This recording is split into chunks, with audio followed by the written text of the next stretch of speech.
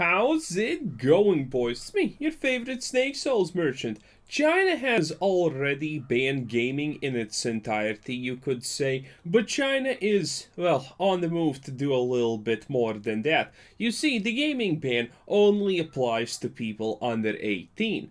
But, well, what's gonna happen with the poor people who enjoy gaming after 18? Oh, no, no, no, no. They still need to be a little bit subjugated in the right direction. So now, China is gonna ban feminine men. Well, technically, they're already one step away from banning feminine men. But yes, feminine men are gonna be gone. In China's grand scheme of things, there is no place for weak pussy-ish men. And, well, while I do agree with that, it is China, so you know they're doing something wrong. While it is the right choice to make a man manly, because let's face it, if you're not a manly man, your life is most likely not a pleasant place. Everyone looks down on you, and rightfully so, because you're a disgusting abbreviation of what it means to be a natural human existence. So, go fuck yourself. I am not here to pat you on the back. But, when it comes to China, it's a little bit worse than that. You see, making men into men sounds like a normal deal, right? It's completely self-understandable and should be probably done. But the way that China does it is not to just make men into men. No, they want to make subservient dogs essentially at this point. And that's where the problem lies. If China does something good, air quotes, good in this case I should say, you probably should think again, because most likely it is not for your good, not for anyone's good, but for China's good. So to make men out of their population, China will absolutely ban everything that's even remotely feminine when we're talking about men, and remotely gay when we're talking about everything. One of the best examples in gaming is League of Legends Tarek. He is muscular, he is technically feminine a little bit, but most people will not agree at the same time. But for China, that is not good enough. You see, one, too feminine, and second, in China's opinion, well, Tarek's about one step away from asking to suck your dick, and that just does not do in China. You know all those K-pop bands that girls are hyped about and some men are hyped about? Ugh. Well, that's also gonna go. And the funny part is, this is gonna probably the big one. You see, gaming, whatever. But what happens when you attack something like BTS, I think it's called? It's an extremely popular boy band in Korea or in Asia in general. Essentially, a lot of Chinese are fans of that. A lot of Chinese boys think that it's cool and that they're gonna get girls if they dress like that and do stuff like that. Oh, can you imagine what happens when China bans that? Because make no mistake, that is also gonna get removed. And it's gonna get removed the hard way or the easy way. But it will 100% get removed. And I know that a lot of people are thinking and maybe even laughing about the situation and saying, well, you know, you do that, you ban all of these things, but that's not gonna make men into men. That's not gonna make women into traditional women and things like that. And by the way, yes, China is also targeting the women to be traditional. But that's currently a little bit in the background at the moment.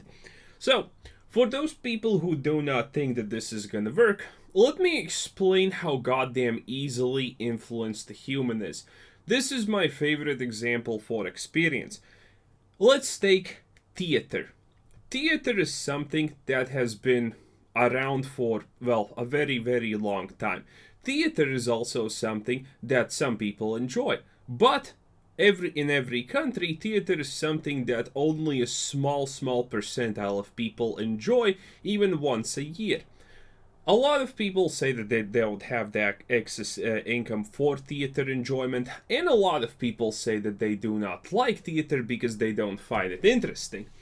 Well, excess income not being enough, that's one thing. But the people who say that theater is not enjoyable, they just haven't seen a play that they like. Most likely, most of you know someone who goes to theater, and most people who go to theater usually have this story. At the start I didn't like it, but then I went to a play and it was really cool, so I started going to theater most of the time. You see, the thing is, this theater example applies to virtually everything in life. Virtually absolutely everything in life. You don't like something, the moment you go and find something of that thing that you did not like that you enjoy, suddenly the whole experience is enjoyable for you.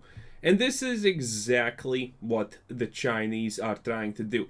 They are not exactly trying to make men more manly because they're not looking at these type of things, but they are not, what's the opposite of encouragement? They're doing the opposite of encouragement to not to make people not find these feminine male things. They are doing the exact opposite of encouragement to find these gay-ish-esque things. This is what China is doing with all of these femininity bans and whatnot. The point of the matter is, China understands that after a couple of years, there is bound to be the effect that they are looking for. It is 100% guaranteed. And the funny thing about this, well, I should say the scary part about this, if you understand psychology to a certain degree, you most likely have gotten to the same conclusion that I have. That it does not matter if you understand how psychology manipulates you, that the thing you are experiencing currently is manipulating you through words, suggestions, and whatnot. It does not matter, even if you can recognize it, it will still have an effect. Psychology always has an effect.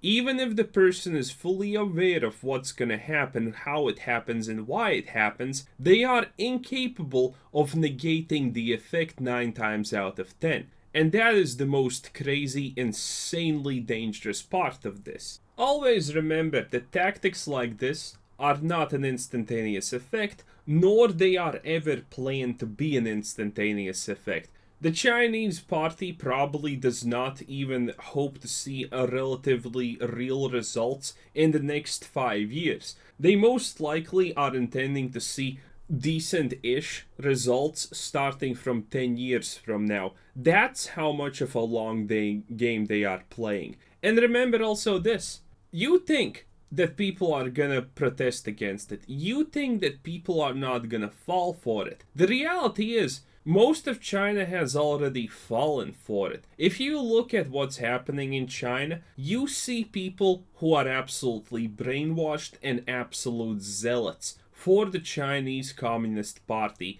And you think that's not gonna happen, but as time passes even more. It's gonna happen, and this is why China is gonna win if something is not done about it sooner or later. If other countries just sit by, relax, and think that this is not gonna affect the world after 10 years, it will. After 10 years, at some point, maybe longer than that, maybe sooner than that, depends on the rest of the world, China is just gonna march in countries and take them over by not even declaring wars, because no one is gonna be against them. No one's gonna have anything to put up against them. And that's gonna be the sad reality of this, if everything keeps happening like this. Anyway, this was Quizzer Sensei. Thanks for watching. Subscribe if you haven't already. Check out the channel, check out Discord, check out the Patreon, check out everything, and have a nice day. Bye-bye.